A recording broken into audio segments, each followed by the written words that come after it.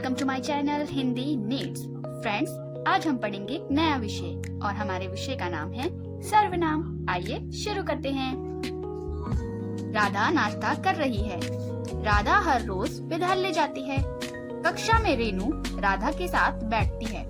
राधा अपना कार्य शीघ्र कर लेती है। रात को राधा 10 बजे सो जाती है।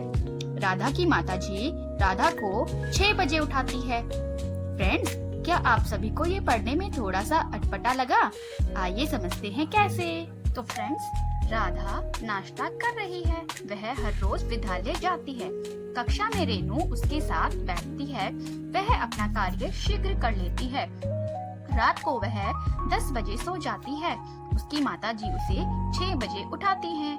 यहाँ पर राधा शब्द संज्ञा है और हमने यहाँ पर राधा की जगह पर कुछ शब्दों का प्रयोग किया है। वे हैं वह, उसके, वह, उसे। राधा के स्थान पर जिन शब्दों का प्रयोग किया गया है उन्हें कहते हैं सर्वनाम। अतः हम कह सकते हैं जिन शब्दों का प्रयोग संज्ञा के स्थान पर किया जाता है उन्हें कहते हैं सर्वनाम। जैसे वह, उसके, उसकी, उसे। अब हम आसान शब्दों में हम कह सकते हैं संज्ञा के स्थान पर जिन शब्दों का प्रयोग किया जाता है उन्हें सर्वनाम कहा जाता है। जैसे मैं, तुम, वह, हम, आप, वे आदि। सर्वनाम शब्द दो शब्दों के मेल से बना है, सर्व प्लस नाम, अर्थात सबका नाम।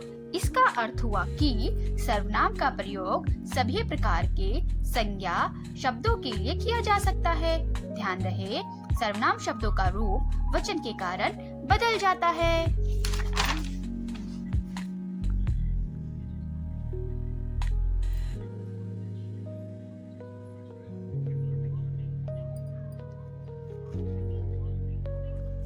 जैसे एक वचन और बहुवचन में तू का हो जाता है तुम, तेरा का हो जाता है तुम्हारा, यह का हो जाता है ये, उसने का हो जाता है उन्होंने, इसका हो जाता है इनका। आइए फ्रेंड्स, जानते हैं सर्वनाम के भेद के विषय में। हिंदी भाषा में सर्वनाम के 6 भेद होते हैं। पुरुषवाचक सर्वनाम, निश्चयवाचक सर्वनाम, अनिश्चयवाचक सर्वनाम, प्रश्नवाचक सर्वनाम, संबंधवाचक सर्वनाम और निजवाचक सर्वनाम। पुरुषवाचक सर्वनाम के विषय में जो सर्वनाम शब्द बोलने वाले, सुनने वाले अथवा जिसके विषय में कुछ कहा जाए तो पुरुषों का बोध कराते हैं उसे पुरुषवाचक सर्वनाम कहा जाता है। मतलब जो सर्वनाम शब्द बोलने वाले और सुनने वाले, जो बोल रहा है उसके और जो सुन रहा है उसके और जिसके विषय में कुछ बात कर रहे हैं उसके विषय में बोध कराते हैं वो पुरुषवाचक सर्वनाम कहलाते हैं। जैसे मैं प्रतिदिन स्नान करता हूँ। जो बोल रहा है और जो लिख रहा है वह अपने विषय में बात कर रहा है।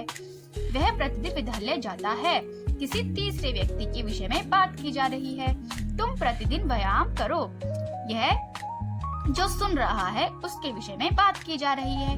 आइए जानते हैं पुरुषवाचक सर्वनाम के भेद के विषय में। पुरुषवाचक सर्वनाम के 3 भेद होते हैं, उत्तम पुरुष फर्स्ट पर्सन, मध्यम पुरुष सेकंड पर्सन, अन्य पुरुष थर्ड पर्सन। आइए जानते हैं उत्तम पुरुष के विषय में। जिन सर्वनामों का प्रयोग बोलने वाला और लिखने वाला व्यक्ति खुद के लिए करता है, मतलब जो व्यक्ति बात कर रहा है वो या खुद के विषय में ही बात कर रहा है या जो लिख रहा है वो खुद के विषय में ही लिख रहा है, उसे हम बोलते हैं उत्तम पुरुष। कौन सा पुरुष होता है वो? फर्स्ट पर्सन उत्तम पुरुष। जैसे मैं और हम, जैसे मैं आपको पढ़ा रही हूँ तो मैं अपने विषय में बात कर रही हूँ तो वो कौन हुआ? फर्स्ट पर्सन यानी कि उत्तम पुरुष। अब है मध्यम पुरुष, सुनने वाला और पढ़ने वाला।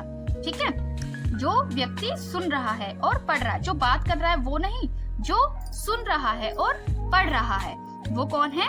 मध्यम पुरुष। ठीक है, जैसे तू, तुम, आप, यानी कि मैं आपके विषय में बात कर रही हूँ कि आप पढ़ रहे हो, मैं पढ़ा रही हूँ, मैं उत्तम पुरुष हूँ। आप पढ़ रहे हो तो आप मध्यम पुरुष हुआ।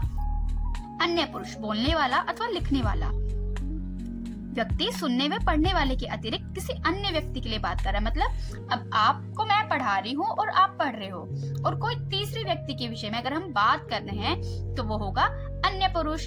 फ्रेंड्स, मैं आपको ऐसे समझा देती हूँ। देखो, जैसे ये हो गया फर्स्ट पर्सन, ये हो गया सेकंड पर्सन। ये दोनों बातें कर रहे हैं, लेकिन किसके विषय में बात कर रहे हैं? किसी तीसरे के विषय में बात कर रहे हैं। तो ये फर्स्ट पर्सन हुआ, ये सेकंड पर्सन हुआ और ये थर्ड पर्सन हुआ। ठीक है फ्रेंड्स, ये अन्य पुरुष के होते हैं। अन्य पुरुष के उदाहरण होते हैं वह, वे, उस, उन, यह, ये, इन। ठीक है फ्रेंड्स।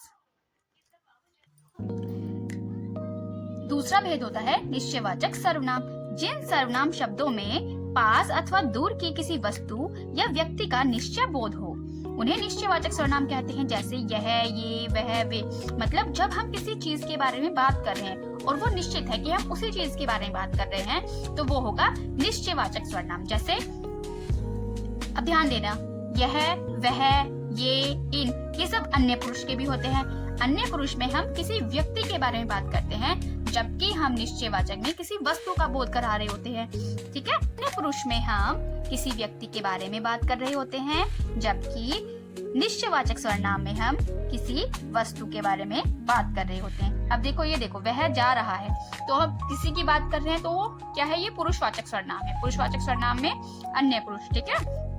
और यह, वह मेरा विद्यालय है, मतलब निश्चय के विषय में बात हुई है, तो ये क्या हुआ?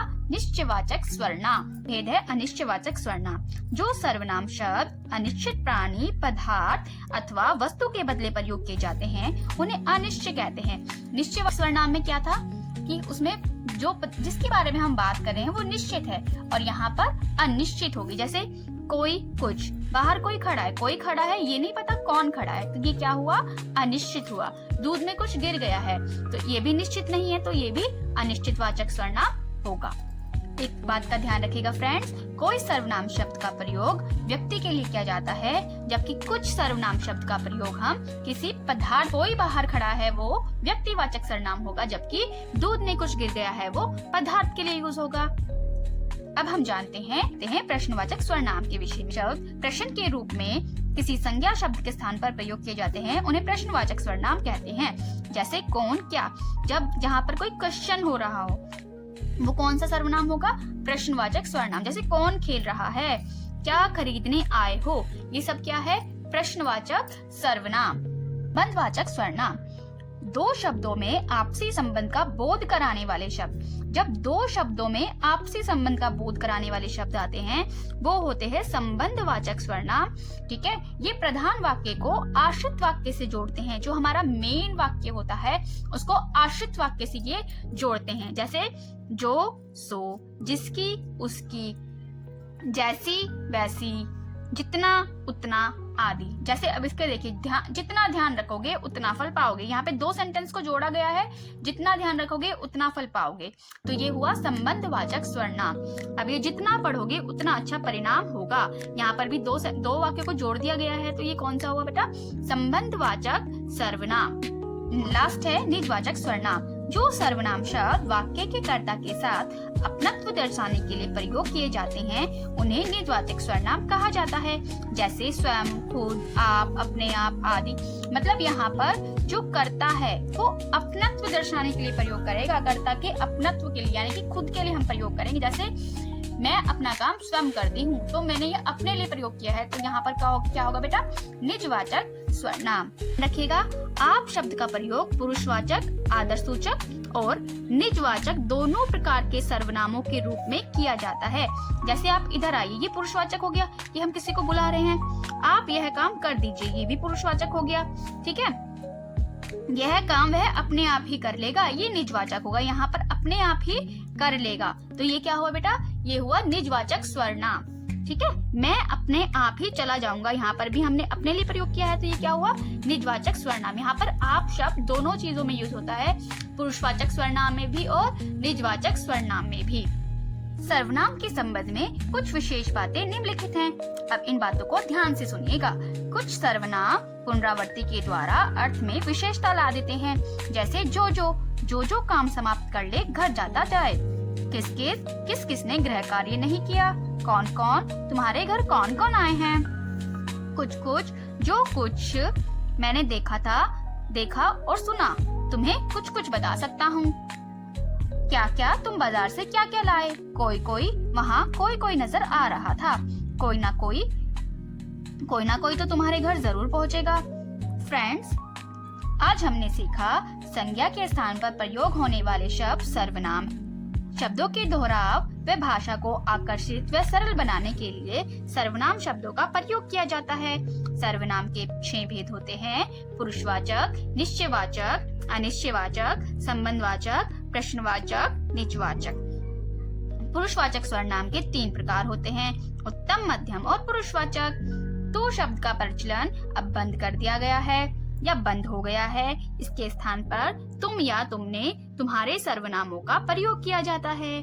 तो चलिए आज का लेसन यहाँ खत्म करते हैं और जाने से पहले स्क्रीन पर दिख रहे क्वेश्चंस का आंसर्स देना मत भूलना। Bye, have a nice day.